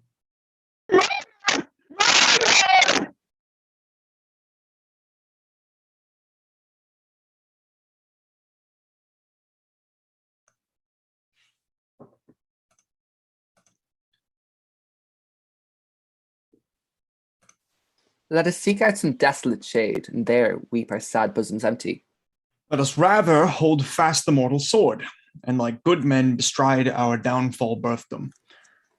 Each new morn, new widows howl, new orphans cry, new sorrows strike heaven on the face, that it resounds as if it felt with Scotland and yelled out like syllable of dollar. What I believe I'll will, what no believe, and what I can redress. As I shall find the time to friend I will, and what you have spoken may be so. Perchance, this tyrant whose sole name blisters our tongues, what was once thought honest. You loved him well. He hath not touched you yet. I'm young, but something you may deserve of him, though me, wisdom, to offer a weak, poor, innocent lamb, to appease an angry god. I am not treacherous. But Macbeth is. A good and virtuous nature may recoil in an empirical charge. But I shall crave your pardon, that which you are my thoughts cannot transpose. Angels are bright still, though the brightest fell. Though all things foul would wear the brows of grace, yet grace must still look so. I have lost my hopes. Perchance even there where I did find my doubts. Why in the rawness left you wife and child? Those precious motives, those strong knots of love without leave taking? I pray you, let not my jealousies be your dishonors, but mine own safeties. You may be rightly just, whatever I shall think. And bleed, poor country, great tyranny, lay thou thy basis sure. For goodness dare not check thee. Where are thy wrongs? The title is afeard. Fare thee well. Lord, I would not be the villain that thou think'st, for the whole space that is the tyrant's grasp, and the riches to boot. Be not offended. I speak not as an absolute fear of you. I think our country sinks beneath the yoke.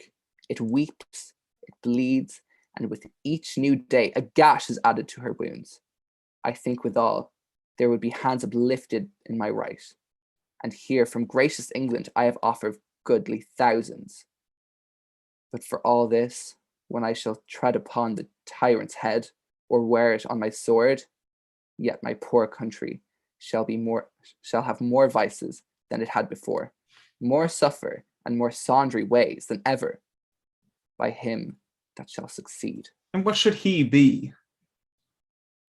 It is myself, I mean, in whom I know all the particulars of vice so grafted, that when they shall be opened, black Macbeth will seem as pure as snow, and the poor estate esteemed, him as a lamb being compared with my conflicts harms. Not in the legions of horrid hell can come a devil more damned in evils to top Macbeth. I grant him bloody, luxurious, avaricious, false, deceitful, sudden, malicious smacking of every sin that has a name.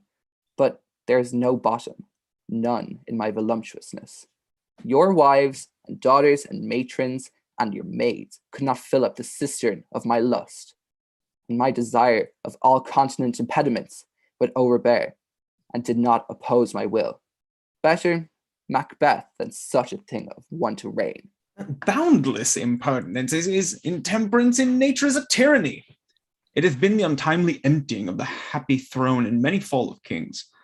But fear not yet to take upon you what is yours. You may convey your pleasures in a spacious plenty, and yet seem cold. The time you may so hoodwink. We have willing dames enough. There cannot be that vulture in you to devour so many as will to greatness dedicate themselves, finding it so inclined. With this there grows, in my most ill-composed affection, such a staunchest avarice, that were I king, I should cut off the nobles for their lands, desire his jewels, and this other's house, and my more having would be as a sauce, to make me hunger more, that I should forge quarrels unjust against the good, and loyal destroying them for wealth. This avarice sticks deeper, grows with more pernicious root than summer seeming lust, and it has been the sword of our slain kings. Yet do not fear. Scotland hath foisons to fill up your will of your mere own. All these are portable with other graces, Wade. I have none. The king becoming graces, as justice, verity, temperance, stableness, bounty, perseverance, mercy, lowliness, devotion, patience, courage, fortitude. I have no relish of them, but abound in the division of each several crime, acting in many ways. Nay, I had power I should pour the sweet milk of concord into hell uproar, the universal peace confound in all unity of the earth. Oh, Scotland, Scotland! If such a none be fit to govern, speak. I am as I have spoken. Fit to govern? No, not to live. Oh, natio miserab. With an untitled tyrant, bloody sceptred, when shalt thou see thy wholesome days again? Since that the truest issue of thy throne by his own interdiction stands accursed, and dost blaspheme his breed? Thy royal father was a most sainted king. The queen that bore thee, oft upon her knees, then upon her feet, died every day she lived. Fare thee well. These evils thou repeatst upon thyself have banished me from Scotland. Oh, my breast, thy hope ends here. Macduff, this noble passion, child of integrity, hath from my soul wiped the black scruples, reconcile my thoughts to thy good truth and honour. Devilish Macbeth, by many of these trains, had sought to win me into his power, and modest wisdom plucks me from over credulous haste. But God above deal between thee and me, for even now I put myself to thy direction and speak my own detraction. Here abdwire the taints and blames I lay upon myself for strangers to my nature. I am yet unknown to a woman, never was forsworn sacredly, have coveted what was my own. At no time broke my faith, would not betray the devil to his fellow, and delight no less in the truth than life. My first false speaking was this upon myself. What am I truly, is thine and my poor country's to command hither indeed before thy here approach. Old seaward, with 10,000 warlike men already at the point, we're setting forth. Now, will together, this chance of goodness to be like our warranted quarrel. Why are you silent? Such welcome and unwelcome things at once, that 'tis hard to reconcile. Well, more anon. Comes the king forth, I pray you. Aye, sir. There are a crew of wretched souls that stay his cure. Their malady convinces the great assay of art, but at his touch, such sanctity hath heaven given his hand, they presently amend. I thank you, doctor. What's the disease he means?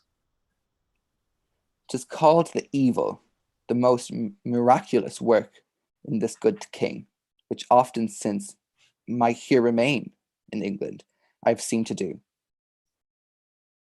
How he solaced heaven himself best knows, but strangely visited people, all swollen and ulcerous, pitiful to the eye. The mere despair of surgery he cures, hanging golden stamp about their necks, pushing on the gold prayers and spoken to the succeeding royalty he lives, the healing benediction. With this strange virtue, he hath a heavenly gift of prophecy. Sundry blessings hang about his throne, that speak him full of grace. Oh, see who comes here. My countryman, but yet I know him not. My ever gentle cousin, welcome hither. I know him now. Good God, bedtimes remove the means that make us strangers.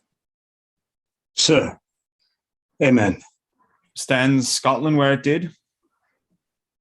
Alas, poor country, almost afraid to know itself.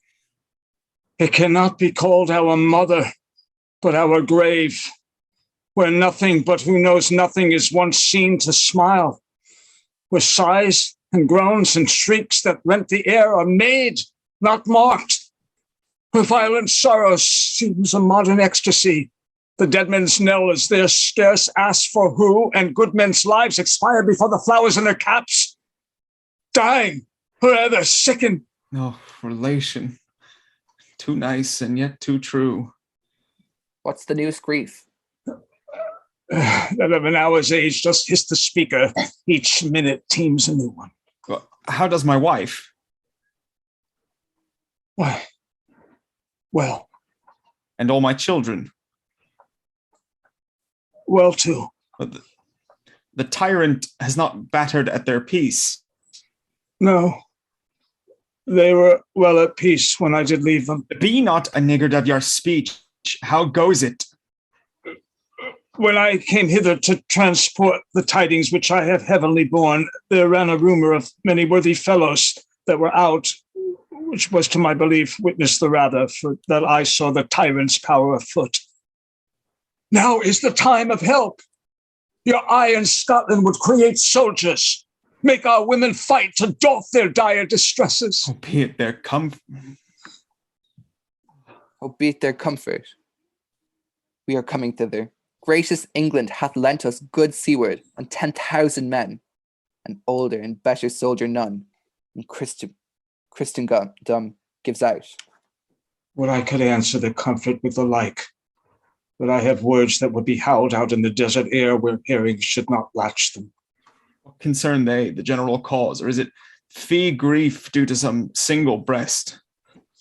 No mind that's so honest, but in it shares some woe, though the main part pertains to you alone. No, if it be mine, keep it not from me. Quickly, let me have it. Let not your ears despise my tongue forever, which so possess them with the heaviest sound thou ever yet they heard.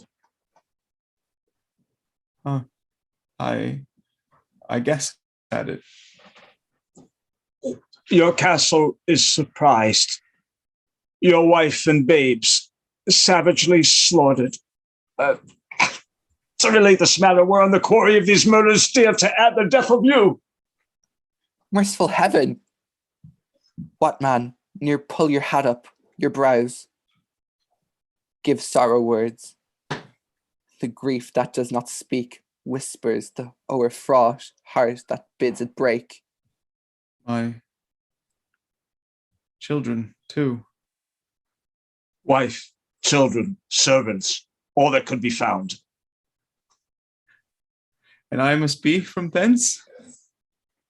My wife killed too. I have said. Be comforted.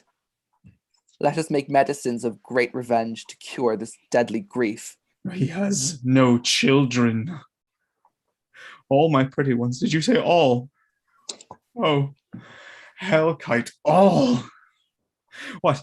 All my pretty chickens and their dam at one fell swoop. Dispute it like a man. I shall do so. But I must also feel it as a man. I cannot but remember such things were most precious to me. Did heaven look on and would not take their part?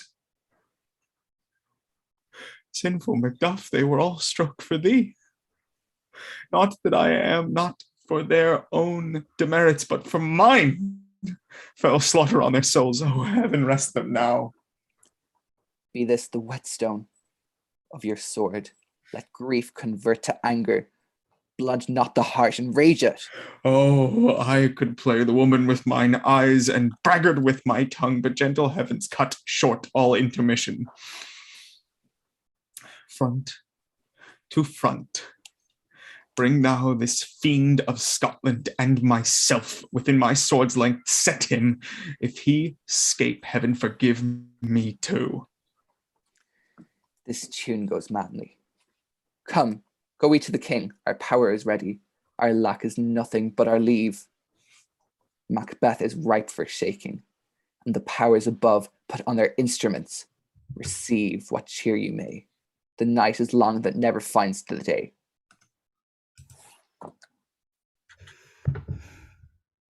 I have 2 nights watched with you, but can perceive no truth in your report.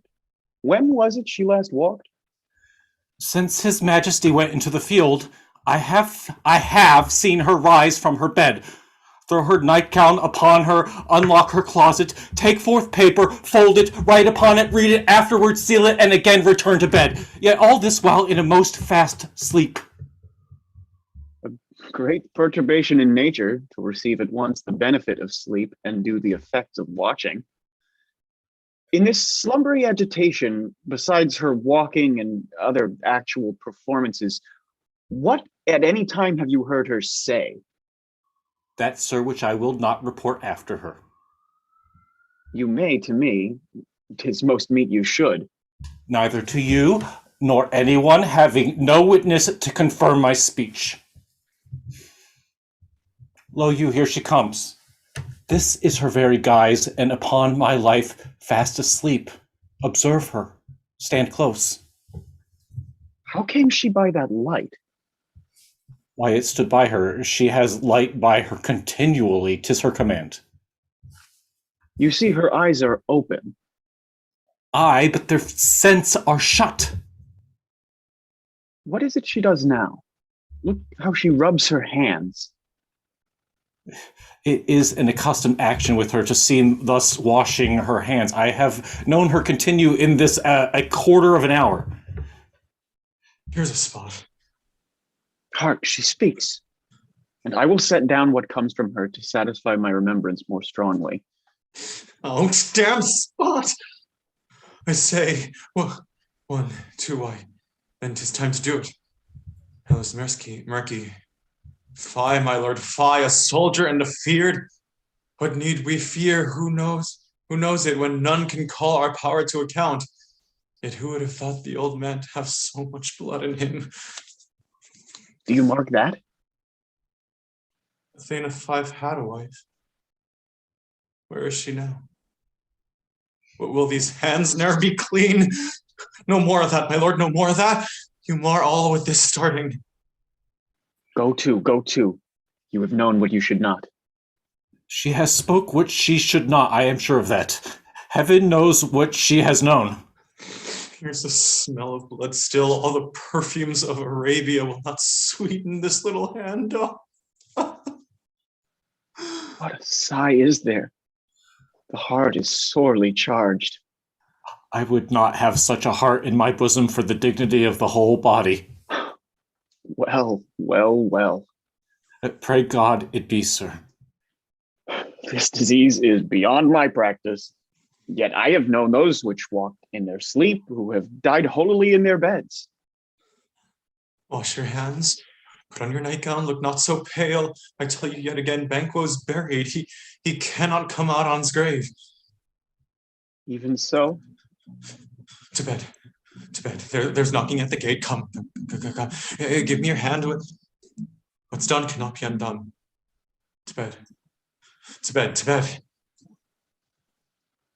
Will she go now to bed? Directly. Foul whisperings are abroad. Unnatural deeds do breed unnatural troubles. Infected minds to their deaf pillows will discharge their secrets. More needs she the divine than the physician. God forgive us all. Look after her. Remove from her the means of annoyance and still keep eyes upon her. So, good night. My mind she's mated and amazed my sight. I think, but dare not speak. Good night, good doctor.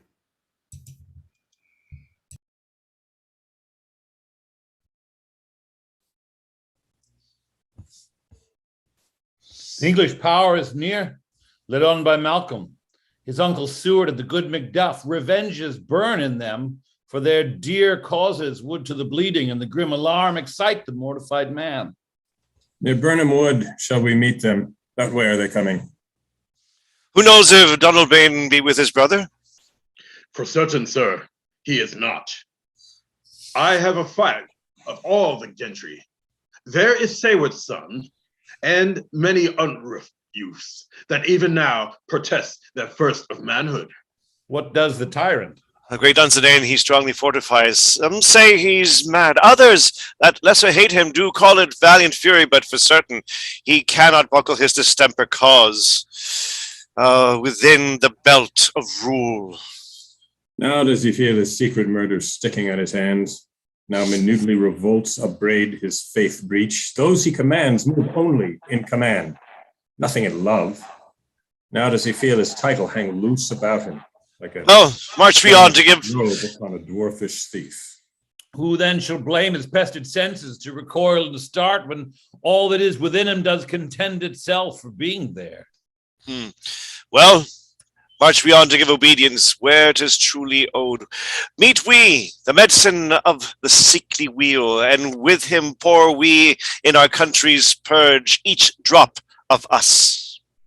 Or so much as it needs, to do the sovereign flower and drown the weeds.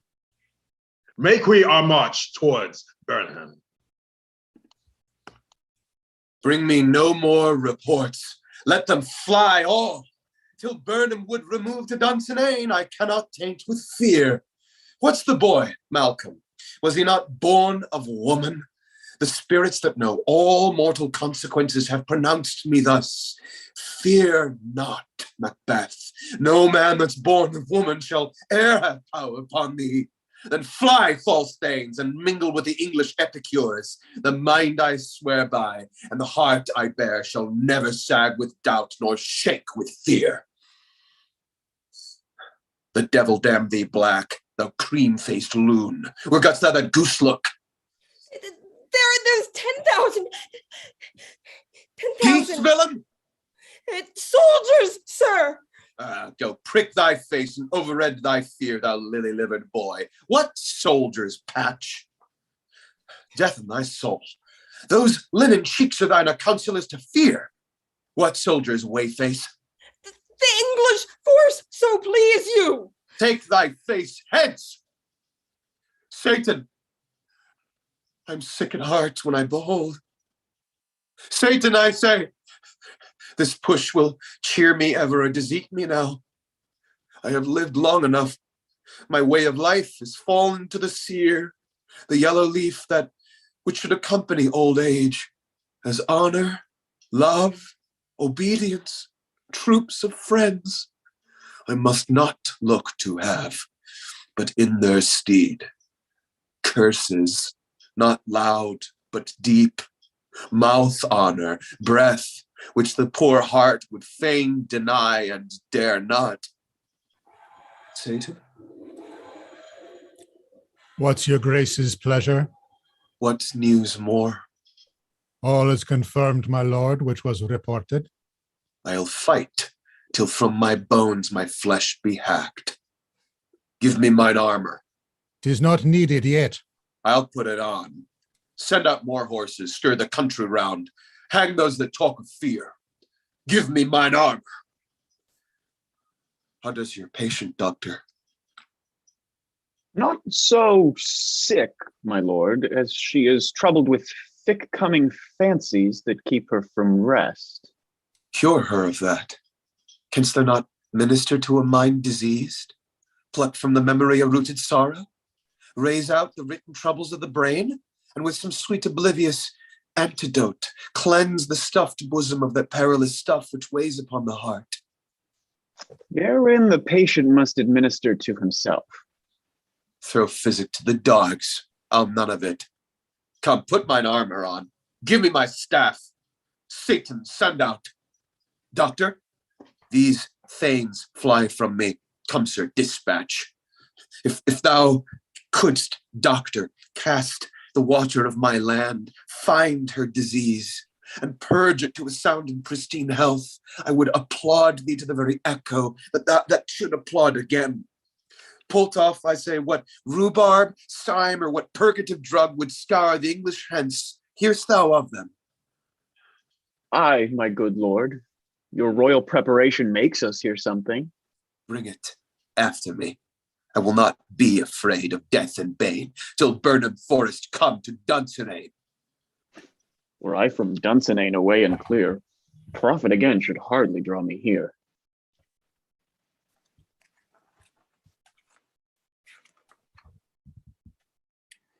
Cousins, I hope the days are near at hand that Chambers will be safe.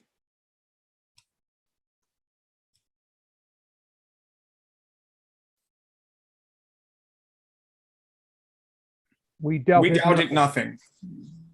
What wood is this before us? The wood of Burnham. Let every soldier hew him down and bow, and bear it before him. Thereby shall we shadow the numbers of our host, and make discovery ere and report of us. Shall be done. We learn no other, but the confident tyrant keeps still in Dunsinane, and will endure our setting down before it. 'Tis his main hope, for where there is advantage to be gone, both more and less have given him the revolt, and none serve with him the constrained things whose hearts are absent too. And let our just censures attend the true event, and put we on industrious soldiership. The time approaches that will with due decision make us know what we shall say we have and what we owe. Thoughts speculative, their unsure hopes relate, but certain issues strokes must arbitrate, towards which advance the war. Hang out our banners on the outward walls. The cry is still they come. Our castle strength will laugh a siege to scorn. Here let them lie, till famine and the ague eat them up. Were they not forced with those that should be ours, we might have met them dareful beard to beard and beat them backward home. What is that noise? It is the cry of women, my good lord. I have almost forgot the taste of fears.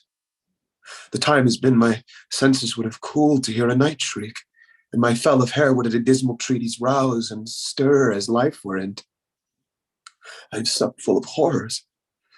Direness, familiar to my slaughterous thoughts, cannot once start me. Wherefore was that cry? The queen, my lord, is dead. Huh. She should have died hereafter. There would have been a time for such a word. Tomorrow, and tomorrow, and tomorrow creeps in this petty pace from day to day to the last syllable of recorded time. And all our yesterdays have lighted fools the way to dusty death. Out, out, brief candle. Life's but a walking shadow, a poor player that struts and frets his hour upon the stage, and then is heard no more. It is a tale told by an idiot, full of sound and fury, signifying nothing.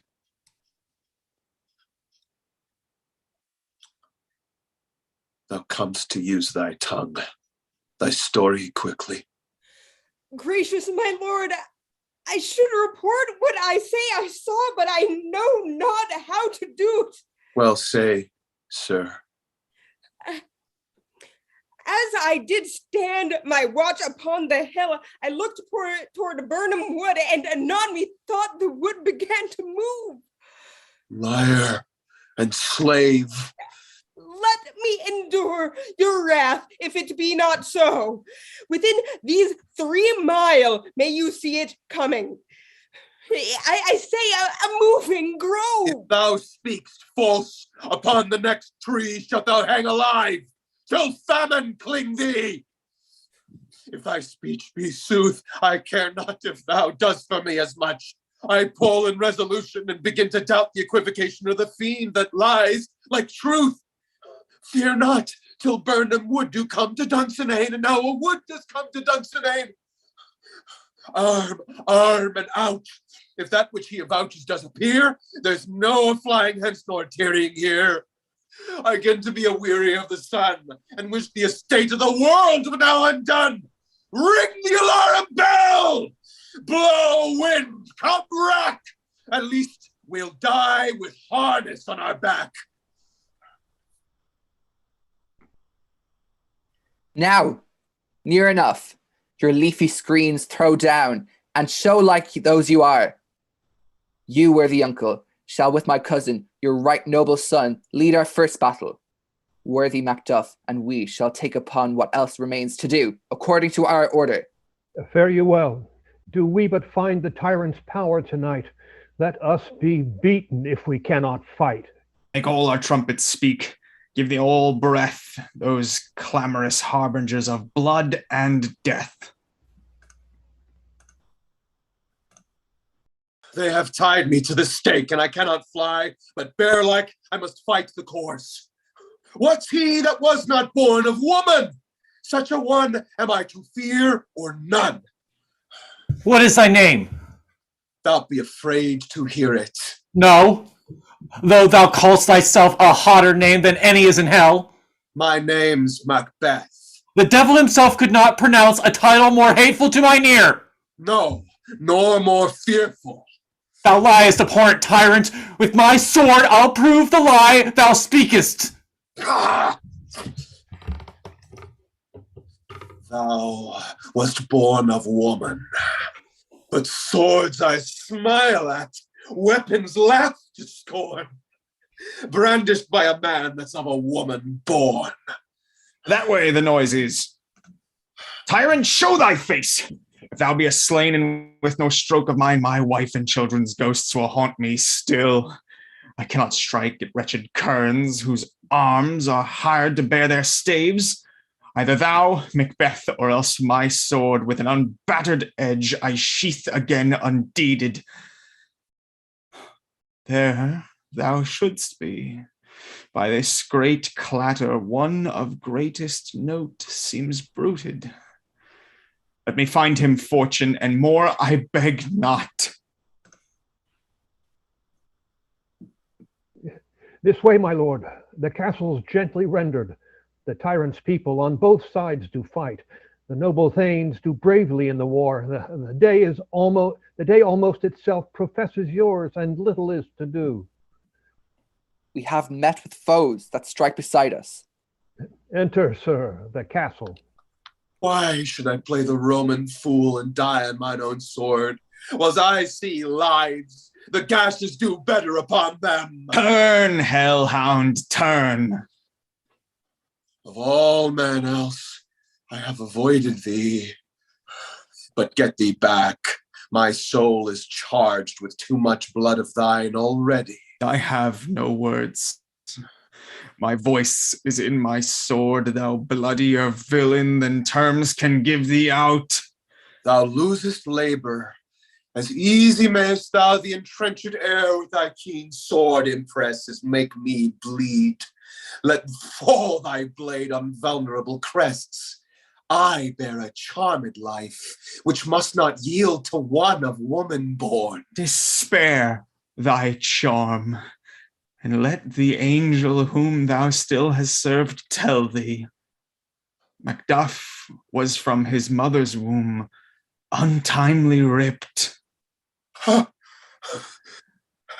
Accursed be the tongue that tells me so, for it hath cowed my better part of man. And be these juggling fiends no more believe, that palter with us in a double sense, that keep the word of promise to our ear, and break it to our hope.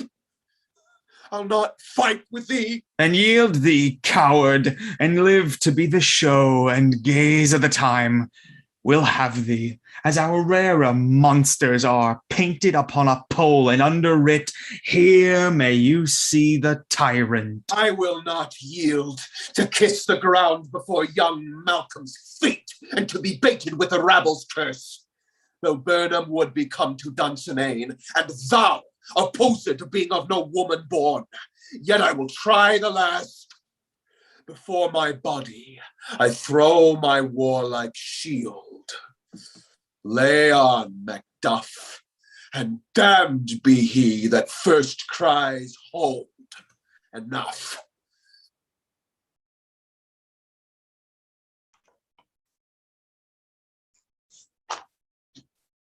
I would the friends we miss were safe to arrive. Some must go off, and yet by these I see so great a day as this is cheaply bought. Macduff is missing, and your noble son? Your son, my lord, has paid a soldier's debt. He only lived but till he was a man. the which no sooner had his prowess confirmed in the unshrinking station where he fought, but like a man he died. Then he is dead. Aye, and brought off the field. Your cause of sorrow must not be measured by his worth, for then it hath no end. Had he his hurts before? Aye, on the front. Why then, God's soldier be he. Had I as many sons as I have hairs, I would not wish them to a fairer death. And so his knell is knolled. He's worth more sorrow, and that I'll spend for him. He's worth no more. They say he parted well and paid his score, and so God be with him. But here comes more comfort. Hail, King, for so thou art. Behold where stands the usurper's cursed head. The time is free. I see thee compassed with thy kingdom's pearl, that speak my salutation in their minds, whose voices I desire, loud with mine. Hail, King of Scotland. Hail, Hail, King of Scotland. You shall not spend a large expense of time before the reckon with your several loved ones, and make us even with you. But my thanes and kingsmen henceforth be earls, the first that ever Scotland in such an honour named. What's more to do, which would be planted newly with the time, as calling home our exiled friends abroad that fled the snares of watchful tyranny, producing forth the cruel ministers of his dead butcher and his fiend-like queen, who, as 'tis thought, by self and violent hands took her own life. This, and what needful else that calls upon us by the grace of grace, we will perform in measure, time, and place. So thanks to all at once, and to each one who we invite to see us crowned at Scone. Amen. And that's it. Well Great done, read, everybody. That everybody. was quite something. Great read, everybody. Had a great time. Yeah, Paula, yes, especially since I was in shell shock from the war. And being shell shocked from the war, I was in a fit of daze, so that when I came in, I was already channeling the future Mary Queen of Scots. And that's why I said, "Hail, great queen." That was the motive. Have a good weekend, everybody. Take care. Great. Yeah. Thank you all. Great Thank you, seeing you guys. all. Great job. Thank you so much. Welcome, Bill, Jacob, and Colin. Thank you for joining us. I hope you will join us for more instant Shakespeare readings, and really, really terrific job, everyone. Thank you, Stephen, so much for putting this together. Excellent work, and this is great. And also, I just want to let you know that it does look like there's a possibility that we may be able to be starting to get back to some in-person readings in later March in New York. And so I'll be sending out more information on that soon. And I hope you will keep me posted on that if you're interested in that. But we will still continue with Zoom, because it's so great to be able to have people from all over, from Angus in London and Bill out in California and all over. So, And a Bill from Cork in Ireland. right, that's right. Yes, it's wonderful to have such an international reach, and just thank you all so much.